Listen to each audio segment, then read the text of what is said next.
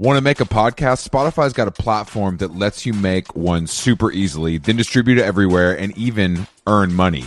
We like that. All in one place for totally free. It's called Spotify for Podcasters, and here's how it works. Spotify for Podcasters lets you record and edit podcasts right from your cellular telephone or your computer, so no matter what your setup is like, you can start creating today. Then you can distribute your podcast to Spotify and everywhere else, those other places that podcasts are heard. Video podcasts are also available on Spotify, and when you want to take conversations with your fans to the next level, Q&As and polls are the best way to get them talking. With Spotify for Podcasters, you can earn money in a variety of ways, including ads and podcast subscriptions. And best of all, it's totally free, zero catch. We've been using it ever since we started How Long Gone. And ever since I discovered Spotify for Podcasters, I feel like having the option of turning off the Q&As and the polls on the user dashboard has really helped boost my creativity and take it to another level. I highly recommend giving it a try. Download the Spotify for Podcasters app or go to www.spotify.com/podcasters to get started.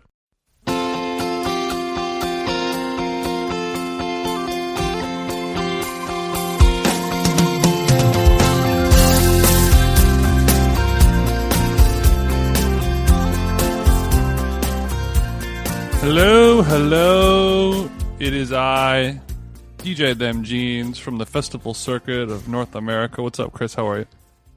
Oh, I'm just looking at Hailey Beiber's Instagram. Who's Hailey Beiber? It's her. Well, I prefer to call her Baldwin just because I like to have some Justin erasure. But she's here sitting in a bikini, and his legs are like beside her, so it's like a POV type beat. It's a J-O POV. Yeah, you can imagine yourself in that position, which is smart of her, I think, from a engagement perspective. That's a move that was stolen from Kourtney Kardashian and the drummer of Blink-182. They did a similar. He did a more sultry post where it was just kind of ass, like bikini ass on the lap kind of vibe. Do you see that pic? Yeah, I mean. Did you see his little diet thing? What he eats? No. He did like a what I eat thing, and it's vegan and it's twisted. That's a lot coming from you. Well, I mean, I don't. He's just. I guess it's what you expect versus what you don't expect from Big Travis. You know what I mean? But him and Kourtney, him smashing those Kardashian cakes to smithereens is probably. I mean, he's never been more relevant, I would say. Between Machine Gun Kelly and Kourtney Kardashian. Like, my man is a household name. Get familiar. He, in his heyday, though, because he's not hot anymore, though. That's kind of the main Yeah, but difference. the heyday, there was these other dudes. You know what I mean? He had to share it with flat earthers and UFO chasers and with hits. Now it's just him and a Kardashian with a fat ass. Yeah, I guess. I mean, but everyone always thought that Travis was the most, I guess he wasn't the cutest, but he was the most bad boy. Yeah, bro. He has a because he was tatted up. He has a dag nasty chest tat, and he should be dead like twice. Mm-hmm. My man has lived through a lot. And shout out to Barker Wellness for all your CBD Okay, well, needs. what is his twisted vegan diet? You got to watch the video. He just goes to Crossroads every day? No, I mean, your hatred for Crossroads, I knew was going to come up on this podcast. Fuck Crossroads, dumbass restaurant. Fuck Impossible, fuck Crossroads. I mean, dead ass fuck Impossible. That little engineered burger. Mm-hmm. We don't like that. So he just has a fucked up diet. That's yeah. all. It's not that crazy. But what's going on? It's not that crazy, but people are going nuts over it. I only watched a few minutes of it. The other members of Blink are not doing so good. Didn't the other one of them? He got cancer, dog. He got cancer. Prayers up. Prayers up. Of course, that's fucked up. It is fucked up. I mean, legends in the game like Pee Wee Kirkland. I mean, truly. God damn it. I mean, bro, Blink-182 kind of is the blueprint. I mean, they really are. They're probably the biggest. Do you think they're the best selling like pop punk band of all time, or do you think they've been usurped by like Fall Out Boy and Panic! At the Disco? We're not counting Green Day in this then, because fuck Green Day. Yeah, I mean, sure. If I see Billy Joe, I'll duff his ass out in front of Gilman Street. It ain't nothing. I didn't know it was personal with Green Day. And his little son in that other band. Oh, okay. You know his son is in. What's the label that got canceled from Orange County? The tape label. Burger. His son was in a Burger Records. Oh, that's band. right. Swimmers with no vowels. Oh, You can name your band after sperm. That's crazy. Yeah, there is I saw that Travis said he was considering maybe taking another flight again because he was traumatized from his plane accident where he almost died, right? Yeah. And that has to be like a Kris Kardashian thing, like coming up from the matriarch of the family, just like, if this is gonna work, it's gonna have to. Like, sweetie, Courtney doesn't take a boat. Okay, Courtney ain't taking a cargo ship to Paris. Well, I think maybe. I think Courtney doesn't take a boat. I think maybe not for transport. I mean, the thing is that I would say the problem is the fear. I would say flying commercial is safer than flying private. Of course it is. But flying 1,000,000% private is cool, and flying commercial sucks. Yeah, driving without a seatbelt is cool too, but it's not as safe. I don't know. I try to do it all the time, but the thing keeps beeping. Are you anti seatbelt? No. You just don't. No. It's an inconvenience. It's just you. not swaggy. You know what I mean? It kind of wrinkles the Amiri silk. You know what I mean? When I'm wearing like a button up, it's not swaggy. It's not swaggy. It's like having sex with a condom. I'm ready to die at any point, dude. If I flip the X5 on the 101, so be it. Take me. You know what I mean? Take me. Cut the Rhude off me and bury me at Forrest Lawn next to my dogs. You know what I mean? That's how you know you made it, when you can tell the EMT that it's okay to cut the Rhude off of you. You're like, sir, I know that this is an heirloom piece. Are you? I mean, I have to get a signature or something like that. Is somebody here next of kin that can sign for this man so that we can cut his sweatpants off? That's a good idea. No, I'm not. But I did. I told Al this story recently. I had a friend who back in the day, he bought a Dodge Magnum when those were like the hot cars. Do you remember that? It's like a Chrysler 300 with a booty on it. It's long. It's an extendo with a booty on it. But he hated the beeping so much that he like figured out how to turn it off because he was like a nerd. And he like figured out how to turn the seatbelt beeping. Yes, he figured out how to turn it off. Yeah, you could pay a guy. But this was in 2006 when the technology wasn't as developed. Mm-hmm. Speaking of 2006, Jason, go on. Oh, really quick, by the way, we're just to let everyone know, we're recording IRL in the same room together, so it's not going to have the same magic that we in the stew together. It's raw and uncut. Out here in Glendale, we had a guest. Unfortunately, a guest got stuck in the Cotswolds and is unable to join us. Is that true? Yeah, actually, on set in the countryside is what she told me. She said, "I'm so sorry. Can we reschedule?" Wow. So we've rescheduled. We're going to reschedule. So, but it's. I mean, look, I'm happy to come out to Glendale, and so yes, on Sunday night, Jason, Cartel, did a live stream. Yeah, they did the at BET the studio, Awards, right? Yeah, they were actually. It's weird. They were Tyler the Creator's backing band. You couldn't see them over the treadmill, but they were there. So instead of watching the BET Awards, I did relive my heyday with a live stream recorded at the studio Tree Sound in Atlanta, where we made the record. Okay, and I gotta say, bro, how was this for you? They sounded good as hell. I was shocked. Like, sounded incredible. His voice sounded amazing. The guitar sounded. They looked like shit, but it sounded great. You were shocked because you didn't think that they would still have the sauce? Or no, it's just always a gamble. No, it's always a gamble. But I think his voice actually sounds better. That he's older and like matured, and maybe there's a little more gravel on it from smoking the occasional cig and just living life. Mm-hmm. But I was super impressed, and I watched the whole thing. Unfortunately, there was a chat room, and I did have to kind of let smoke fly to one participant. Did your name come up? Hell yeah. These losers put their little fake names. I put Chris Black, all caps. No, this guy. So it was recorded live and then streamed. It wasn't like actually live, which is like pretty common. They filmed it like a month ago. And some guy was just like, well, this isn't really a live stream. It's kind of crazy they build it as that. Blah, blah. And I just had to let him know. I said, fam, if you need the 15 back that bad, hit me with the Venmo. and Uncle Chris will come through because you're fucking up my enjoyment right now. So did you come in contact at all with Cartel? Did you let him know that you were tuning in? I hit my man Kevin. I hit the drummer Kevin and said, "You guys sound great." Okay, that's sweet of you. Yeah, I hit him and let him sound great. And he said, "New phone, who's this?" Nah. He said, "Thank you, King. I'm on." He was on a flight. He was catching flights, not feelings, on the way back from San Diego. I didn't even ask him what the fuck you doing in San Diego. But I think maybe his chick is from there, or like her parents live there or something. If you're from like an emo pop punk band, there's you have a lot of business to take care of in San Diego. I'm Well, they are playing Chain Reaction Fest, Jason. Chain Fest. Jesus. So we're going to go. We're going to do a remote broadcast from the car outside of Chain Reaction. Is that an anchor obligation that has to happen? No, that's a Chris obligation that has to happen just for content purposes.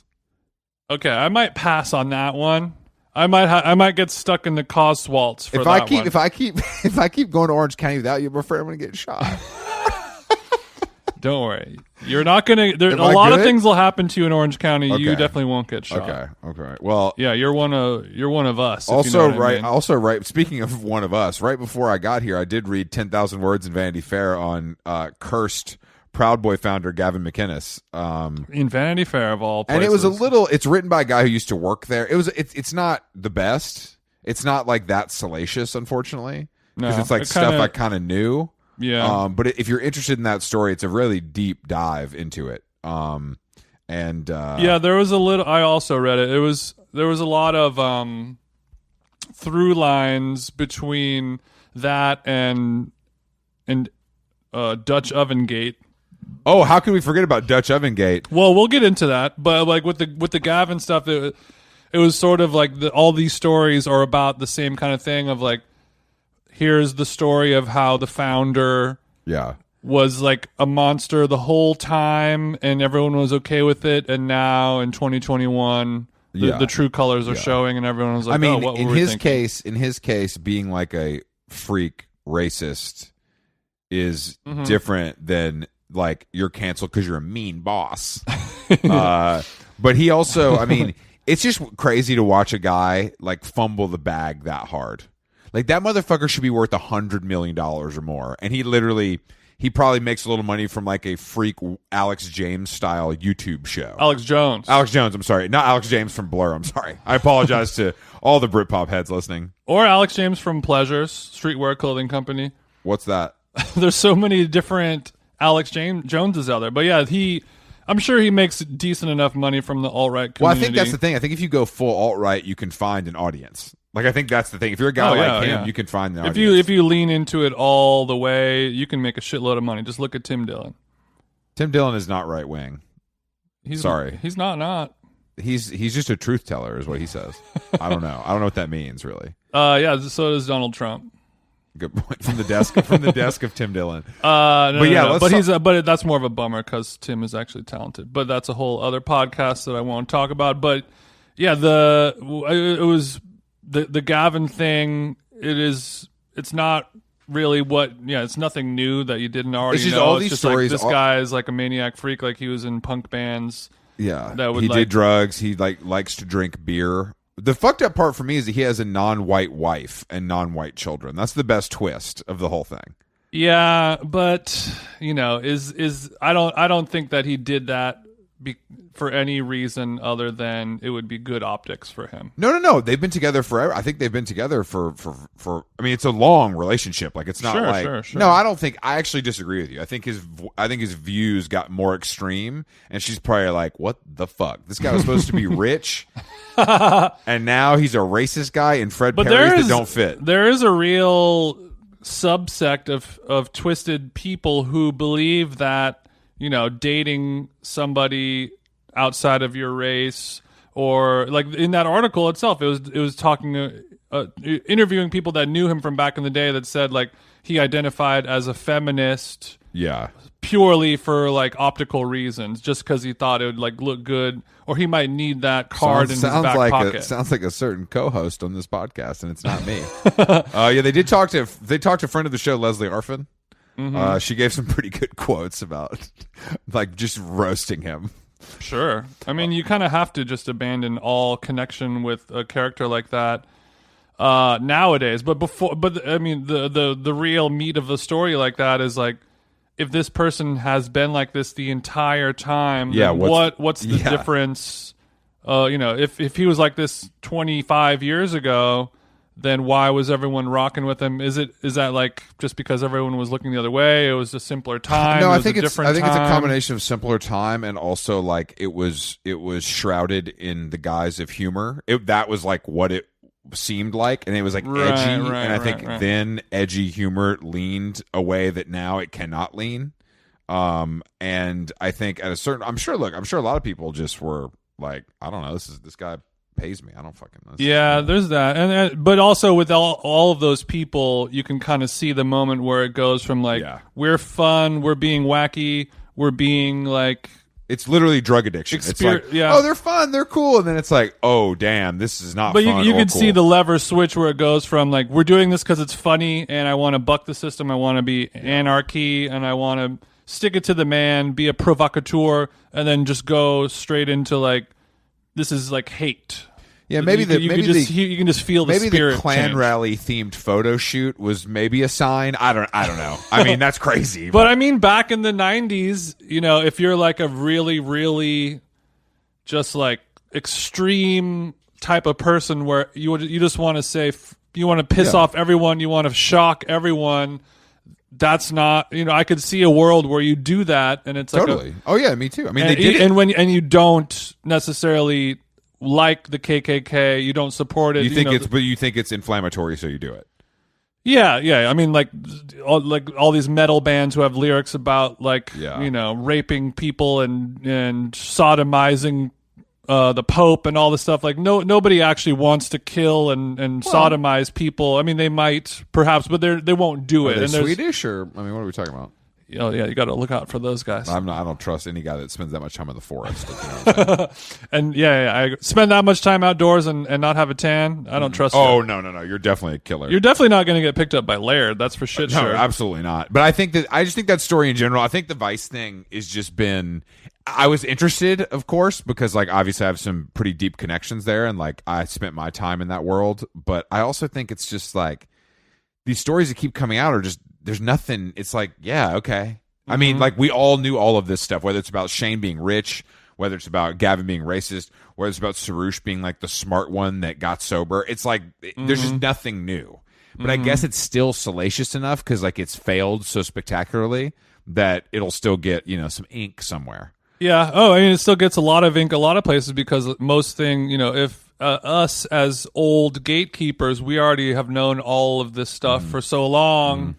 You know, the same way that magazine does a story about new metal fashion. You know, there's enough people out there who are like learning about this for the first time, the same way that we would read about things in Vice in 20 years ago, and we were like, wow, this is crazy. Like, there's this metal band called Mayhem, and they're like, the singer like shot the other guy, and then there's people from, you know, that are 20 years older than us that are like, that band was fucking stupid and gay, you know, or like.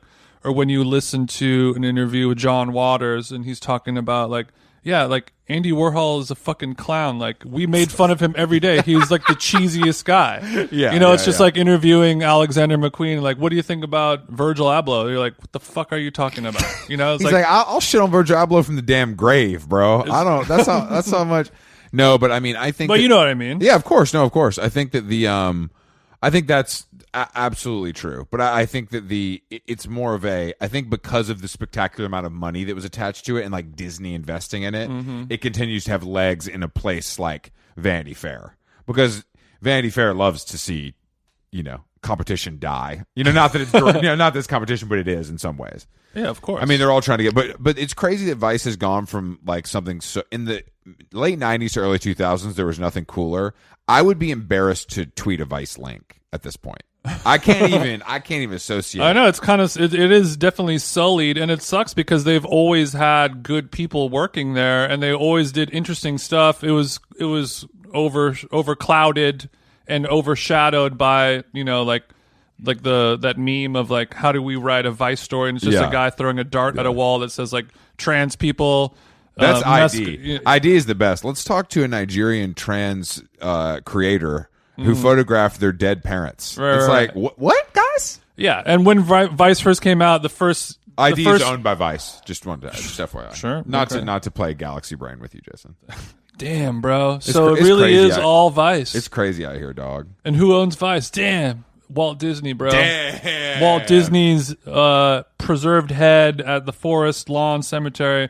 He's controlling all of this, bro. Forrest Lawn it all comes back to Forrest Lawn. But yeah, I think we should move on to Oh, the better story about the cursed fake Le Creuset, the Dutch Oven Divas over at Great Jones.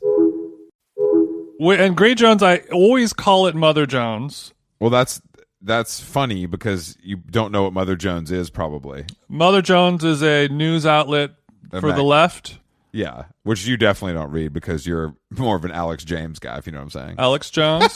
Wow, Chris. I mean, it's a bummer that this is an episode that I'm not editing because there's a lot of spills to be cleaned up on your part. But hey, no, you got to give it a quick once over. You got to towel it off. We're both in the same room, so your loud booming voice is coming through on my microphone and vice versa. You better figure it out, Chief. I don't care what you got to do, but yeah, the Dutch Oven Tennis Divas is canceled. The Dutch Oven Divas. Unfortunately, sounds like a fucking Bang Bros Volume 12. I mean, I don't know much about it except, I mean, I read this defector thing that like kind of summarized the Business Insider story. It was like, what if we took Le Creuset and made it worse and cheaper? Which is but I mean, that's also a very viable business that's every option. business. Yeah, no. I think I'm sure they were doing very well. Like, I don't like when people, I don't know about that. I don't think it's necessary to like rip them for being rich. Like, why is that? Yeah. Like, I don't think the product needs to exist, but them being rich that's just bullying at a certain point. It's like, who cares? Yeah. Like, it's more funny to pick on them for being like egomaniacs and monsters than it is for being rich. That's boring. Mm-hmm. Yeah, being rich, it's a handicap that nobody has any control over. And I would love to have it. Chop my leg off. Isn't it weird that being rich is sort of a handicap nowadays? It really is, bro. Thank God I'm not rich. So did you ever use a Great Jones pot for one of your...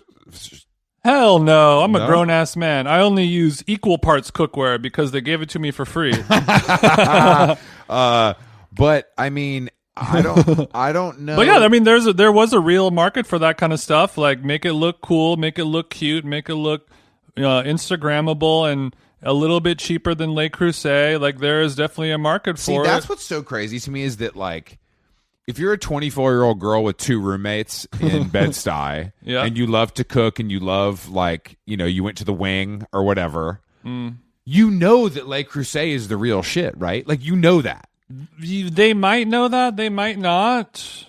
Yeah, but you not gotta that know much it. cheaper. It's not that much cheaper. It's not. No. Mother Jones is not cheap. See, Cookware. so what I'm saying is there's people that truly are buying into this because they love it. Like, it's truly like, I like the font. Yeah, so I'm going to buy this instead of the one that's the real one that's been around for 100 years. Look, there's people that buy Scion cars because they love it and they know that it's just a cheap Toyota. Sure. That's just how it is. The best Toyota. Sure. Except Toyota's canceled now.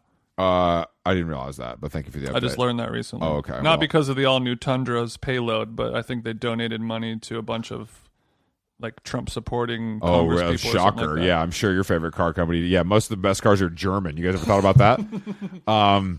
No, but it was pretty fun. It was pretty fun to read it, but it's the same kind of thing with that story. It's like, yeah, okay. Yeah, 2 people were friends and they were mean to each other and they're rich and they made something people don't need and now that's going to go bye-bye? Like, it's not even that juicy, I'm saying. I mean, the thing about her bringing her dog in the office after somebody said they were deathly allergic to dogs is fire, but also I guarantee you she just, like, forgot. Like, she's not there's no way. Like, they framed that like she was doing that just to buck the system and fuck HR. It's like, guys, she definitely was on a walk and hit Cha-Cha Matcha and forgot she had the doggo with her and just popped into the office to send a few emails. And I'm sure the person who was sneezing was doing a lot of performative. There was some dramatic. Reaction. There's some dramatic breathing. Absolutely, absolutely. Sure. Yeah. Yeah, there is not really much, and to sink your teeth into. But this is the stuff that we want to see. We want to see rich white women who have tried to do a thing be taken down because why is that? They don't deserve a chance. No, rich people don't want to see rich people fail, especially when it's a complete vanity project. Yeah. To be fair, this is a complete vanity project. Like, again, it ain't changing the world. You're not filling a white space. You're not changing the world. It's literally like, we want to do this because I worked at Bon Appetit and have a following, and this other chick got paper. So let's just do this. Mm-hmm. Yeah. I was saying in the group chat earlier that my biggest takeaway from it is that it is just not worth it to have employees or a team anymore, no matter what your business is. And I don't know if, I mean, unfortunately, Jason, for some businesses, that's not an option. For example, let's maybe Amazon, like a great business with like a lot of the employees love working there.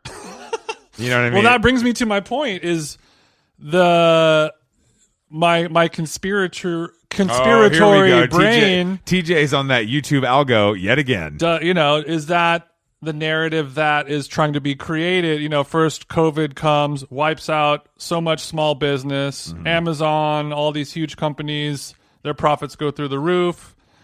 Zoom has 30x their business. All these companies. I'm glad I got on the ground floor of Zoom. They're doing smart move. And then half of small businesses shut down. Every restaurant I know and love shut down. All this shit. Well, these businesses that are hard to run, that depend on a workforce, a team of people that trust each other to build something on their own. Are they creating a narrative to make us not think that it is worth it to start a small business and have a team and do things Jason, on your I knew own? before any COVID that it's not, small businesses are hard to do. That's not. Of course it's hard to do, but are they making it to the point where you won't even consider trying it, not because the chances of success are low or the profit margins are tough at that smaller scale, but is it just like, I don't even want to hire my friend to work at my craft beer company because at a certain point I will say maybe the they wrong don't have word the nose for the hops. and Are you saying it's something different? your whole business could crumble, because you brought your dog in, which I don't know if that's good or bad or that's extreme. Well, in how long gone industries, if you bring a dog to work, you are sent home, unless that dog is hypoallergenic. I don't. That's not something that I believe in, but it's at least interesting to talk about for a few minutes. I think that owning a small business, they're making everybody want to just go work at Amazon. Having a team is a nightmare. Everyone I've talked to that has been successful and had to hire a bunch of people and do that whole thing is basically that's the worst part of it. I have to manage people now. I don't get to do whatever I used to do that made this thing pop off. Yeah. I do not get to do anymore because I'm worried about some fucking millennial complaining that the person next to her said something mean. Yeah, and it's a thing that's been going on. It's been getting better and better and worse since the Mad Men days, where it's just you showed up, to work late, or you fucked something up, pack your desk, you're fired. And they're like, I understand that I fucked up, I'm fired, I'm leaving. And that's the end of it. And that, some in the wrong hands, that could be considered unfair. And Jason, everything's considered unfair. I don't know if you've noticed. So, nowadays everything is considered unfair, and it's as things have been getting better and better, and you can't just get fired for the color of your skin or your sexuality or because you did one bad thing and you're a good person. That part is good, but then the bad part is it is so hard. You can't fire people. To fire somebody, even if they're terrible. Even my brother, 10 years ago, whatever, managing restaurants, running teams of just I have an employee that we hired. He fucking sucks and I can't fire him. I have to if he fucks something up, I have to write a written complaint and crazy. They have to sign it, and then you have to send it to the owners, and then that gets filed, and then they have to do that 2 more times, and then you have to present your entire case of your file just so they don't sue you. Yeah, no, there's no. It's pointless for any. If you can avoid it, avoid it. I mean, obviously restaurants can't, and that's that's the issue. Yeah, they can't. Which is another thing of restaurants are already have that mindset, and then COVID comes, and they're like, I'm never hiring another snotty, annoying, hungover server, waiter, waitress, bartender, all these people who suck ass. I'm just going to be a ghost kitchen. I'm just going to hire 5, immigrant people in the kitchen. They're going to work their ass off. I'm going to pay them well. They're going to show up on time. They're going to do their job, and I'm not going to deal with these entitled, fucking shitty 22-year-olds who are trying to be actors or Instagram models. Ugh. I'm just not even going to deal with it. I mean, and why would you? No, why would you? I mean, people are insane. People are awful. It's truly a cursed society out there. and which is why, to tie it all up in a bow, I'm so grateful to have a business like this that I can truly do just everything. Well, I'm grateful to have one employee that's very loyal and I treat him as my Don't equal. call Alex an employee. I treat you like my equal because that's a management style I learned in a book, and it seems to be working. What's that book called, Chris? It was written by Steve Carell. Okay, Rich Boss, Poor Boss. Rich Boss, Poor Boss. That's a new TV show too. We're working on here at How Long Gone Industries. Yeah, I mean. And also, I guess because of that, it makes so much more sense to just have everyone be freelance and have everybody be a contract worker. Like, if I ever needed to hire somebody to do something, we hire some people to do other, graphic design or whatever it might be, PR, things like that. Like, it's so much better to be like, hey, do this one job for me. I'll pay you this much money. It'll take this much time, and we're done. But as soon as you hire them on as an employee, it's just such. You got to give them insurance. You know what I'm saying? You got to get Uncle Sam involved. And they're looking for you to fuck up. They want to catch you lacking, so they can get more money out of you. It's true. It's crazy. But I mean, I will never be caught lacking. I don't know about all that. I mean, I think that you're caught lacking fairly often. But I mean, maybe not today necessarily. But I lack in lacking. Me never lacking. For listeners at home, Chris just put his microphone down. That's why you heard that sound. Chris can't hear it, but every time he moves the microphone, it gets a nice crunchy sound that I have to edit out. Sorry, I'm creating vibes. I can't. I'm a gesticulator. I can't use a mic stand like a cuck. I have to have my arms free to. Yeah, and that sounds really good to the listener at home. Do you think I give a fuck about what the listener's hearing? No, I don't. And all of our listeners know that as well. No. I care about. They know that I care, and that's sound why they quality like me. Is a construct, though. In my mind, I don't think I've been listening to some lossless audio on Apple Music, and it's like this shit sounds worse. I think. Well, you're going from lossless spatial audio version of Mr. Brightside to yes. the Red Scare, which is recorded on an iPhone 2 and then uploaded. I'm only listening to the highest quality podcasts and music, and thank you for pointing out both of my yin and yang. Yeah, because get you a man who can listen to Killers and Red Scare. Chris has both. I might be the only one on earth. That is not true, Chris. There is a big crossover there. Yeah, I mean, sound quality is important. I've never listened to any spatial. I mean, lossless audio. That's also a construct, because our brains we're just used to it. It's the same. Like when the 4K high def TVs came out, and you're stupid. Like, it looks too good. Hold that L. It looks like it's like slow. It looks like a community college live theater production. Yeah. I really don't Otello. like it. What's that phrase? Uncanny Valley. That's where like the CGI graphics look so real that it becomes fake. And it's like, too much. Like it feels like when I tried the what's the Oculus. When I rode a roller coaster on Oculus at Emil's house. Right. It was pretty sick. Yeah, that I'm fascinated by that stuff because it's like Did you see Chanel sent Oculus to their Chanel girls, it's a Chanel branded Oculus. That's cool. Is A+ stuff. Even though it's definitely going to go in a closet after one photo because it's absolutely pointless technology that no one needs. I don't know, man. I know a lot of hot supermodels who spend all day in the VR world. Oh wow, interesting. Interacting with their furry communities, doing their different dances and killing people. That's cool. I didn't know that was around, but I'm glad I'm glad that they can find time to kind of, be creative and feel at home even when they're not working. That's right. Well, speaking of podcasts, there's a lot of podcasts that are being bought right now. Look, as the business mind behind this show, next. If I'm not up next, I'll find Jason Bateman in the valley and fucking slash his tires. Jason Bateman don't need 60 million. These nerds don't need 60 million. The guy from Will and Grace, he couldn't hurt. Who is it? Guy from Will and Grace, Jason Bateman, and Will Arnett. Come on. Will Arnett, he's the only cool one out of that group. I like Bateman a lot, actually. Bateman is an amazing actor. Don't need to hear him he's bullshitting with the bros. No, he's too much of like a dad. Will Arnett, he's all grizzled. Probably got a drinking problem. Will Arnett's got a drinking problem. He's divorced.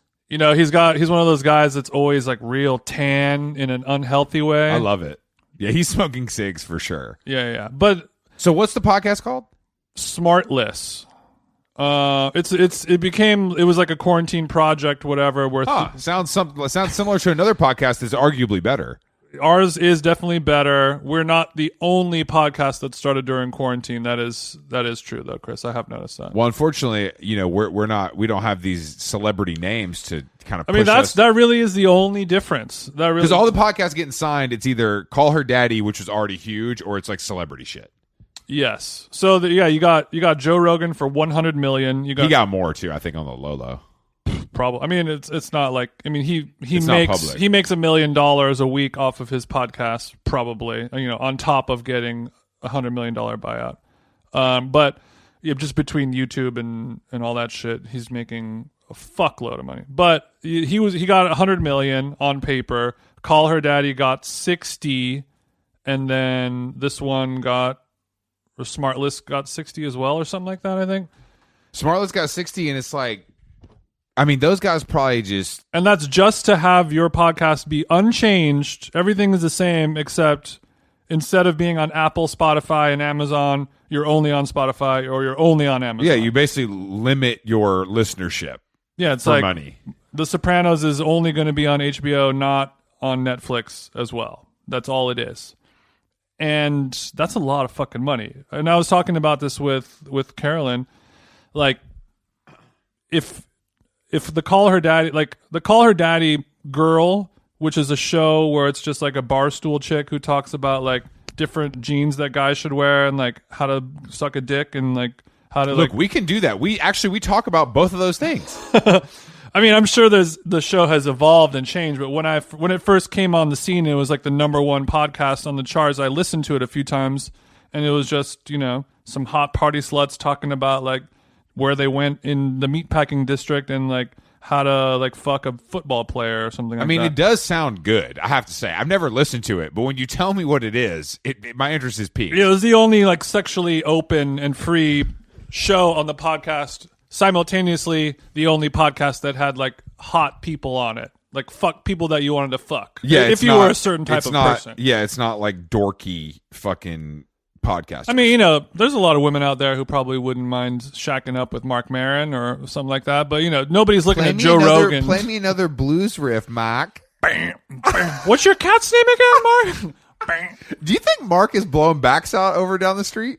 Oh, Mark is right around the corner, and he is. You see a different Prius leaving every morning. Absolutely. I mean, he's a handsome enough guy. He's got a lot of money now, and he's sexy. Mark might be a low-key stick man, especially now that he's been on TV enough. Look, he was a cocaine addict for decades, living in New York. Of course he's a stick man. He's probably slept with so many women. Mark Maron, come on How Long Gone and confirm that you are indeed a stick man. Yeah, lock the gates. Drop the pants. Lock the gates!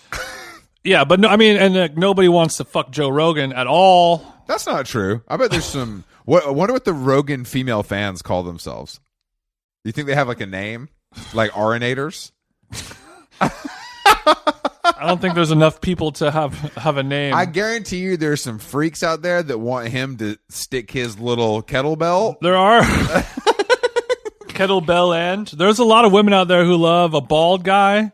But, that skywriting sign that said Joe Rogan is 5'4", like, I don't think that's false info. I think that's like an actual fact. Like, he is he's a gnome-like man. But it's the same thing. He's rich as fuck. Like, and he's got alpha energy. Yeah, but the Call Her Daddy Girl is the same way. They did a show that's popular, but people actually want to hear what they have to say because they're hot and attractive and have been able to have sex with people. And then the Will Arnett Smartless show, it's simply just, yes, they're good, talented speakers, entertainers, but their Rolodex allows them to do whatever they want. It's interesting to me because the theory of podcasting, or at least why I like it, to do it and to, at one point listen to it, is that it's like literally the opposite of acting. Whereas I think when you get guys like that, I think they're acting a little bit. Oh, yeah. Like, they're not just hanging out with the broskies. Like, they're literally performing a podcast host character. It's more of like a live improv session at the Groundlings of like, all right, what's our subject today? What are we talking literally about? My nightmare. I know. Unless Drew Carey's there. Shout out to Drew. But it's the same way that celebrities, the same way that Pauly D makes $5 million a day. Scarlett Johansson announced her beauty brand. It's like there's nothing is safe. There's no room for us regular folks out here to get our bread without the celebs. I've talked about it before, but my two industries have been overtaken by celebrities, which is not a good sign. Well, to be fair, Paris Hilton's a better DJ than you. But DJing and it's what they're both industries that literally anyone can do. Even food. That's right. I guess I should become an academic. Who do you think's taller, Rachel Ray or Joe Rogan? Oh, fuck. I bet you put them head to head, tail to tape. Height, weight, and reach are the exact same. So you're saying Joe Rogan looks like Rachel Ray without her wig. Dead ass. So all right, we're saying fuck Mayweather, Paul. We want Ray and Rogan. Rogan and Ray. Fauci can be the officiant.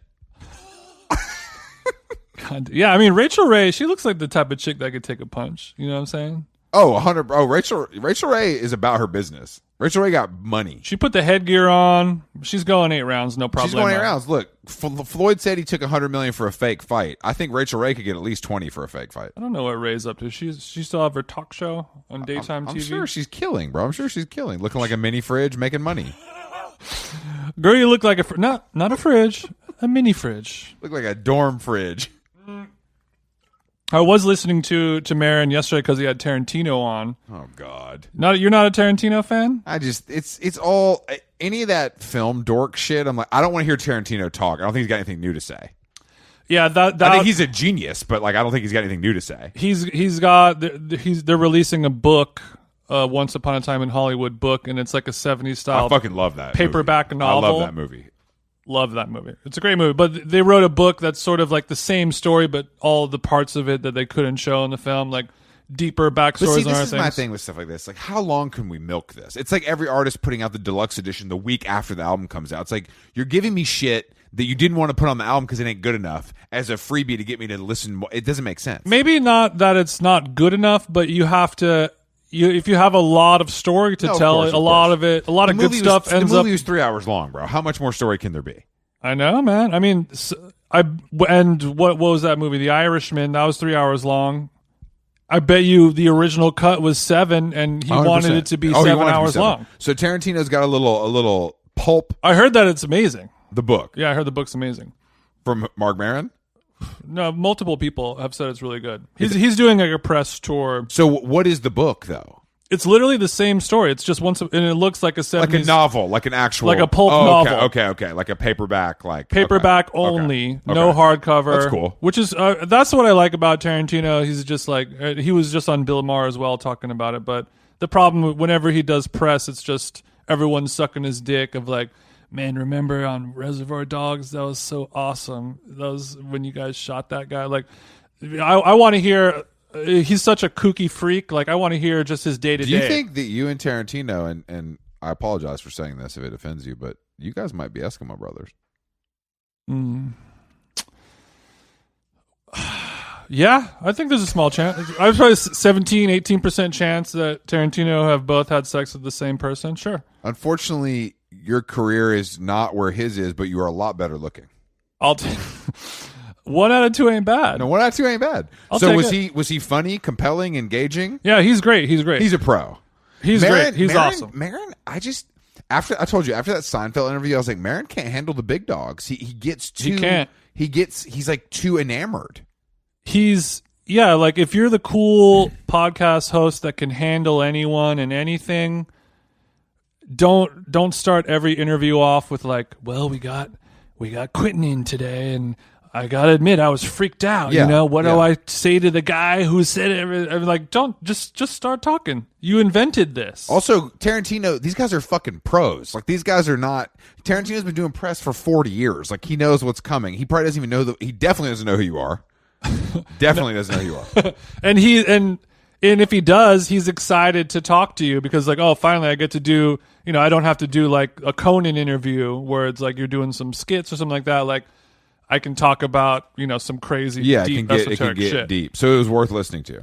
I think it's worth. He was better on Bill Maher, but it's I want to hear that's the whole point of podcasts like this, of like, we're going to sit in the room for an hour and a half with somebody, and we don't have to do the same thing every time. We can just go and see where it goes. Yeah. An actual improvisational conversation. And if you are a master at doing it, then just do it. If it ends up being a conversation about baseball or what you ate for breakfast that day, like that's all. Also, a guy like the bigger the star, the more interesting that road is to figure out, because it's like, I know I can go find out everything about Seinfeld or Tarantino on the internet, no problem. Mm-hmm. So it's like, let's try to find the minutia to discuss versus like Reservoir Dogs. We don't need no minutia. Yeah, we don't need like, so you're into like spaghetti westerns. Like, how did you get Kill into Bill, that? right? Like Uma was wearing like a yellow suit. It was so sick.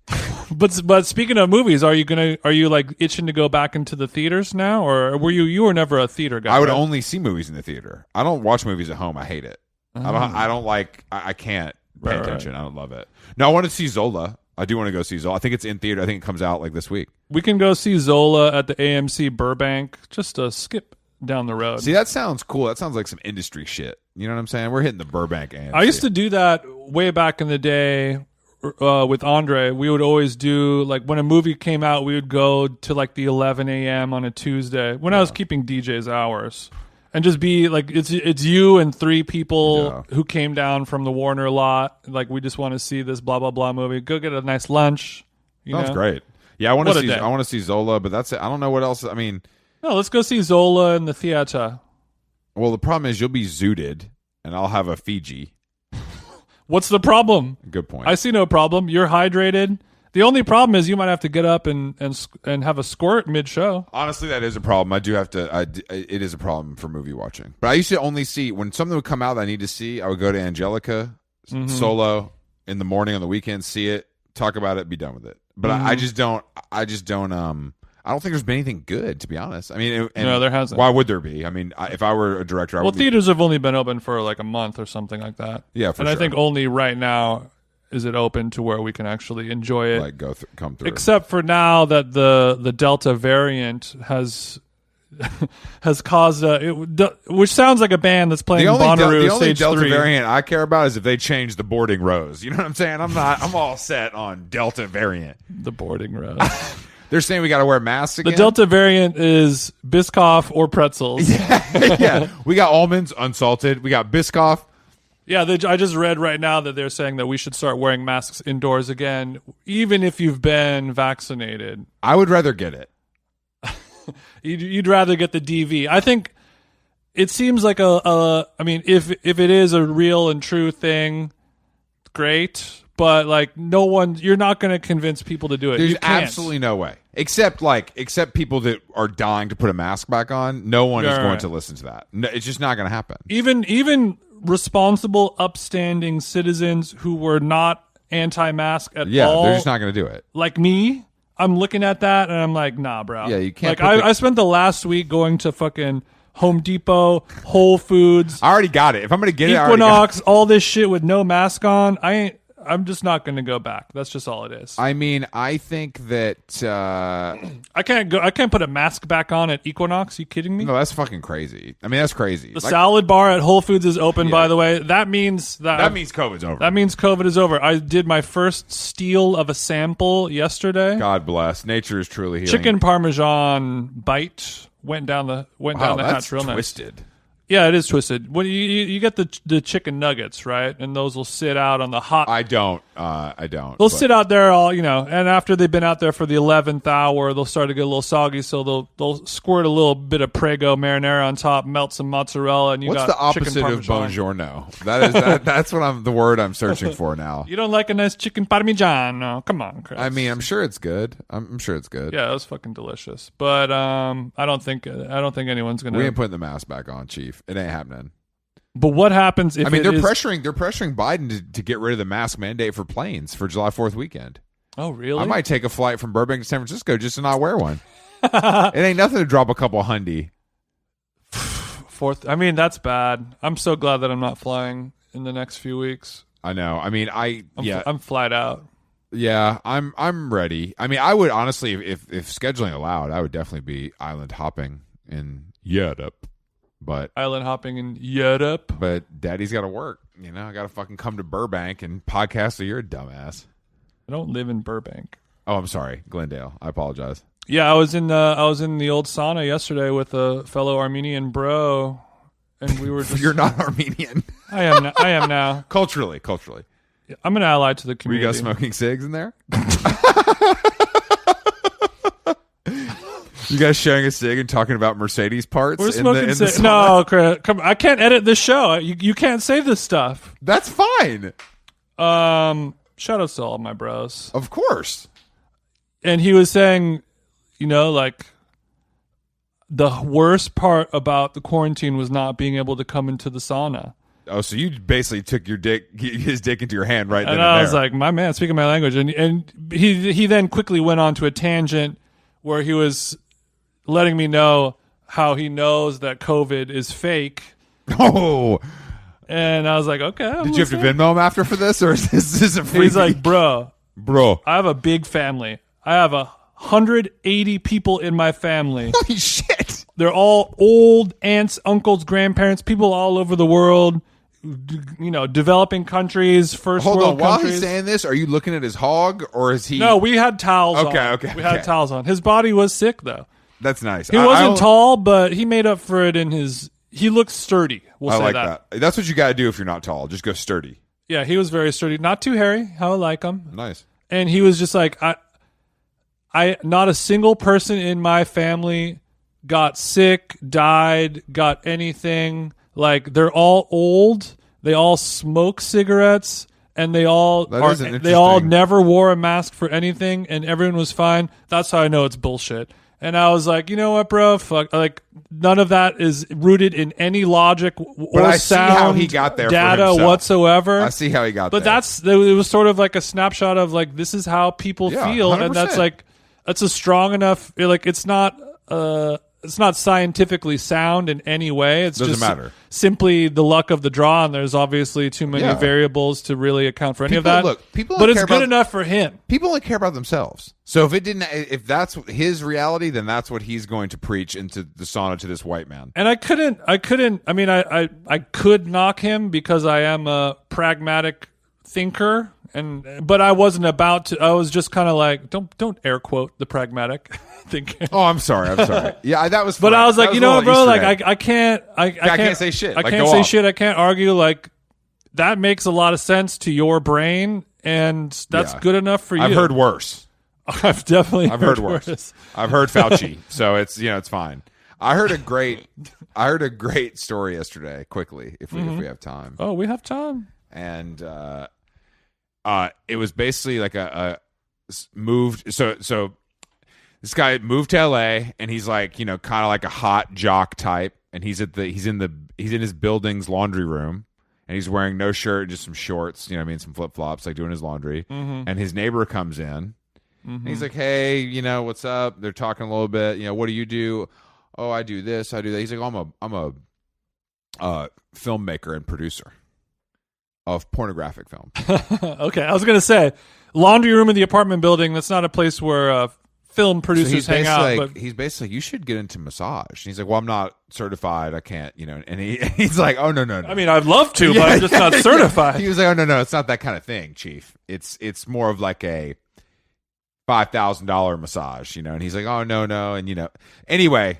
Okay. The producer ends up dropping off some of his work at my friend's house to check out. He doesn't see him for a while. Uh-huh. They reunite in the laundry room like 3 or 4 months later, let's say. I don't know the details there. And he's like, look, I'm going to cut to the chase. Mm-hmm. $5,000 to fuck. And he's like, no, I can't do it. I'm sorry. No. He's like, all right, $2,000 to suck. And he's like, for him to suck his dick, $2,000. He'll pay him. I will pay you $2,000 to suck your dick. He said, no, I can't do that. And then he said, all right, $500 just to see it. Yes.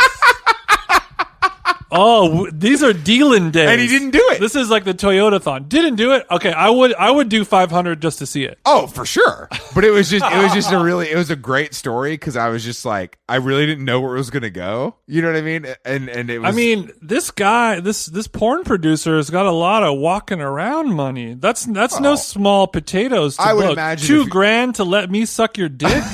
That's a big offer. This guy must be the hottest, most beautiful man ever. No, I don't think so. I think, Jason, I would guess if you're in like the early 2000s, if you're into the porn business, you probably have some other businesses maybe that are cash positive. Got it. HGH, pornography, prostitution, drug dealing. But it was just a cool story. Like 500 to see the hog. I love that. I love just cutting to the chase of like, look, Chief, massage. let me level with you. I want to pay you for sex. I want to have anal sex with you for $5,000. It's cool. And there's a lot of people out there who are professional pornography actors and actresses who are like $5,000. I was getting $750. Yeah, 100%. I mean, I think that probably happens. And that was being filled. I think that happens a lot. I think it happens a lot more than we realize. Oh, yeah. You know what I mean? And it should. Well, unfortunately, but the story did make me feel something because I was like, that's never been offered to me. No. You don't got what it takes. I mean, I've been offered sex for free. Or sure, maybe I had to spend a small amount of money. Sex for free from men too, Jason. That's not really cool. But the dollar, I mean, what about for a lady? Would you accept that if you're a single fella and a girl's like, "Hey, $5,000 to fuck you"? I think almost all men would do that. Yeah. I think almost all men would do that. And that's the difference between men and women. It depends on how much money you got in the Wells Fargo checking at that given moment and also how much of a chemistry you have with your employer. I don't think it's really like a chemistry vibe. I don't think that's the story. Well, to me, sex is not about looks, Chris. It's about feeling and emotion. Do I click with you on a molecular and celestial level? That's kind of how you approach life in general. I think that's something you really bring to this podcast that would be lacking without you. That's right, baby. You're an emotional. That's how you connect with music. Oh yeah. You know. Oh yeah. Yesterday I called Jason. Beat drops. I called Jason to talk business yesterday, and this motherfucker's literally listening to some fucking EDM loud enough in the background that I could hear it. I was listening to a tasteful '90s mix of gay house music from Honey Dijon, one of my favorite DJs and producers. I was like, Jason, can you? It was kind of mellow. Jason, can you turn down the club music while we're talking about business? Look, I'm here working. I got my music playing. I get a phone call from Chris. When the phone rings, you turn the music off. Not when it's you. You left it on because you thought I was calling on some bullshit. I'm calling to talk about the bag. I didn't know. I didn't know that. I thought you were gonna be like, "Hey, do you want to go get a matcha on Wednesday?" I thought it was gonna be something like that. When do I ever call you for anything but money? Oh shit! Damn. Exactly. Now I feel like one of your girls. Exactly. When I call you, you pick up the phone because there's fucking money on the other end. Ring. All right. Yeah. You're my UTA. We're a little better than that. We're WME. Okay. UTA. UTI. I'm more of your UTI than your UTA. Yeah, I just can't shake this guy. I took a lot of cranberry pills, and this guy's not going away. Even the good ones too from Lassen's. Still can't shake him. These are organic cranberry pills. What the fuck? Not cheap. All right, Chris. Well, that's it. We got a pod. Great podcast today, Jason. Great to see you in Glendale. Let's go hit the courts for a little midday spits. Yeah, we're time to go hit some fucking balls. We're time to hit some balls. Any announcements? No, not really. I think we're good. I got nothing for you, dumbass. All right, thank you guys for listening. We love you, and we will be back in a couple days. Bye. Later. Here we go, hanging out in Camden, drinking with my girlfriends on a Saturday night. This guy says, come and meet my girlfriend. She's sitting in the corner looking rather uptight. So I say hello and I try to be nice, but I see he's feeling itchy, trying to play us off each other. Girls, please don't fight. You get the picture. Hey, you, the muscles and the long hair, telling me that women are superior to men. Most guys don't appreciate this.